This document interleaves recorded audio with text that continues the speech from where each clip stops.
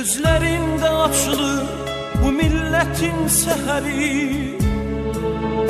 Senin adınla bağlı bu halkın her zaferi. Qədemin değen yerde sehralarda gül açır. Gülistana çevrilir yurdun kendi şehri.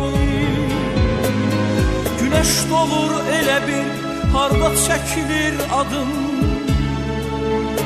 Dosta fəxarət gelir, gözü kör olur yadın. Azerbaycan deyəndə seni düşünürük biz. Azadlığı inamı xalqa sen bağışladın. Sen elə bir zirvəsən, küləklər neyləyəcək? Dünənim bugünümsən, səninlədir gələcək. Ne kadar Azerbaycan, ne kadar bu millet var. Heydər halkın diyecek, halk Heydər söyleyecek.